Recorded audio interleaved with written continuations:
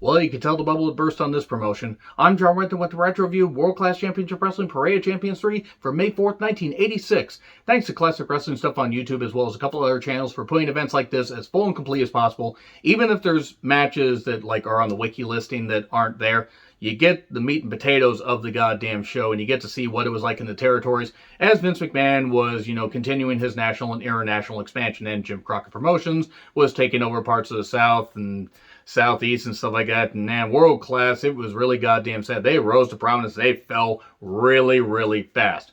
This would be one of the last big crowds they would draw because it was like 24,000 some odd people, down from the 26,000 people for the 1985 event.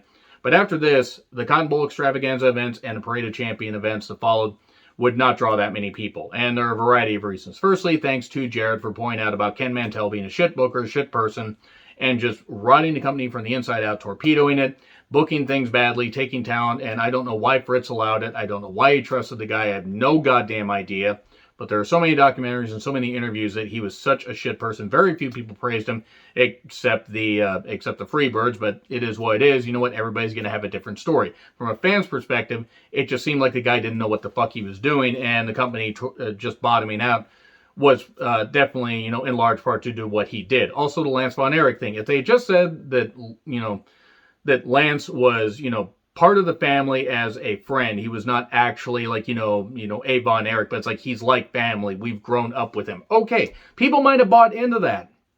People might have, said, okay, we haven't seen this guy before, but he's not part of the family. We trust them, and let's embrace him. And he, he was a pretty good worker, but it was just a bad idea to call him a Von Erich. And then also the deaths of various wrestlers. David Von Erich was, the start of the decline, even though I think if other tragedies hadn't happened, the company might have been able to go on. The whole point is yeah, there was a lot of bullshit going on, and really, really sad because World Class did have some good shows. The matches that were missing, by the way, were Sunshine versus Missy Hyatt in a mud match.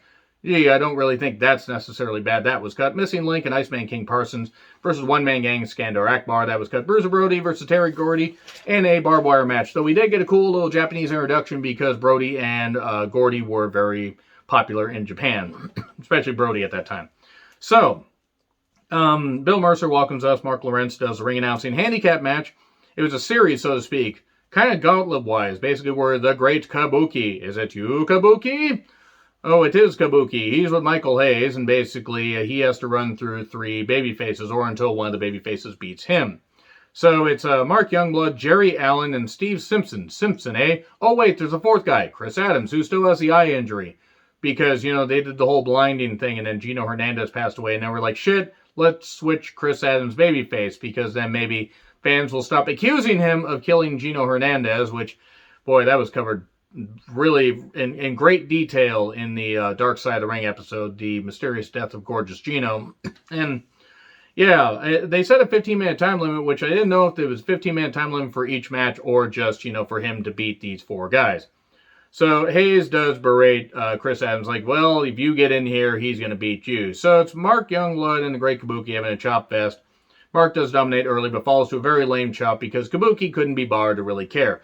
I don't know who the fuck Jerry Allen is, and nothing against the guy, but this was not very good, and he gets a chokehold on him. Kabuki does for the win. Steve Simpson, eh? He's from South Africa. He's like Justin Gabriel, but with less charisma. And wasn't good. We get nerve holds and arm bars, and a sunset flip, and Steve gets the victory. That glorious hair led him to victory. Then a beatdown, and Chris Adams comes in, super kicks Kabuki, and then Kabuki kicks Hayes on accident. Man, this show is just messy. Alright, so Born in the USA plays Brian Adias to the ring. And he takes on Steve Regal, not that one, for the Texas Heavyweight Championship. Even though I believe Steve Regal was Mr. Electricity and was also competing for a lightweight championship somewhere else, Florida possibly. But yeah, well, Brian was over. And apparently Regal, they said Regal was from Florida, and Regal was a pretty good worker. He just wasn't the best Steve Regal. It was fine. It was fine. Of course, they did have to say he was from Florida about 50 million times. Regal used some rest holds, and then Regal bounced like a super ball for him. He bounced like a pay-per-view that hadn't been invented yet. That somehow works. And he got a roll up for 3. Victory roll, so to speak. And then Chris Adams and Brickhouse Brown took on John Tatum with Missy Hyatt and the Grappler. Well, Missy kept doing the Nelson Muntz laugh. Ha ha. and it was fine. Crowd did pop for the faces. Tatum grabbed a chair. He's like, I'm going to hit somebody. And the referee's like, no, you will not. Tatum takes forever to hit an elbow, and he misses. And then Missy trips Adams, and then later a splash on Grappler for 3. And that was it. And then Chris Adams gets beat up. And then Brickhouse Brown stops it. And then Missy demands that a fan gets kicked out of ringside. Either she was related to Brickhouse Brown, or she just picked a fan and said, hey, here's a black fan in the front. I'm just going to say this. I'm not accusing Missy Hyatt of anything, but was this fan yelling at her? Did she throw stuff at her? Did she just pick a fan at random? These are questions that need to be known. So we get a Japanese plug for Gordy and Brody. No match. Disappointing. Maybe the match is separate somewhere. I mean, I would have liked to have seen that, but, you know, I've pressed for time, so I just watched this. Rick Rude with Percy Pringle versus Bruiser Brody. So they played this on part of the, I believe it was the Badasses or something like that for World Class, or not for World Class, the Legends of Wrestling. They played a little bit of this World Class footage. It was the WCWA World Heavyweight Championship. I believe this was right after, this is either right before or right after World Class pulled out of the NWA. I'm trying to remember the time frame. Basically, Brody didn't sell really all that much and ends up brawling with Rude to the back. It ends up being a you know, an over-the-top rope DQ, and then they just brawl. No one can stop Brody. Except Carlos Colon and Jose Gonzalez, and they deserve to burn in goddamn hell for what they fucking did. And yeah, hopefully they fucking do, because they murdered the fucker and are still somehow allowed in wrestling. And I don't fucking like it. Anyway, check out my review of the, you know, the Bruiser Brody, you know, murder episode, Dark Side, if you want to see what I actually thought, because fuck, goddamn it. Anyway, Kerry Von Erich, Lance Von Erich, and Steve Simpson, because Kevin Von Erich is nursing a shoulder injury. Mike Von Erich is also there. He's not quite back in the ring, and unfortunately, Mike Von Erich would be dead within a year of this event. Actually, less than a year. I think 11 months. And they took on the Freebirds in a Lumberjack elimination match for the World Class Wrestling Association 6-man tag titles. Okay, so they were rivals in 84, then they were teammates in 85, and now they're rivals again.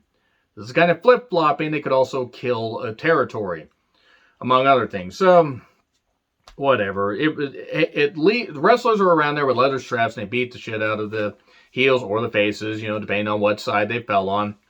It was like usual. It was good because you would get good matches from the Freebirds and the Von Erichs, and even Steve Simpson, who wasn't a bad worker. He just kind of reminded me, again, of Justin Gabriel, with more hair and less charisma. We get a double clothesline that eliminates Kerry. And so Kerry, because he just could not be bothered to really be beaten convincingly. And the ref gets rid of Fritz and Kevin for constant interference. And then I believe David Manning, I think, was the referee. And then Sunset Flip by Steve pins Hayes. And then elbow off the top by Roberts pins Steven. Steve Simpson, that is. And then Lance drop kicks Gordy over the top and gets the Iron Claw because he's a Von Erich. It's a fucking Von Erich. And that's it right there. He gets victory, and the Von Erichs, well, the one Von Erich, the Von Erich, and the Simpson gets the get the 6-man titles. So that's really it right there. I'm gonna have other reviews, at least, you know, of whatever videos are as full and complete as possible, because it's interesting to see how World Class would do these events. But I'll tell you right now, the Cotton Bowl Extravaganza 86 event, not so good, and I'll tell you why after, you know, when I cut that review. Agree, disagree with what I said, like, share, subscribe, Twitter handle in the description. I'm John Retlin. I'll see you soon.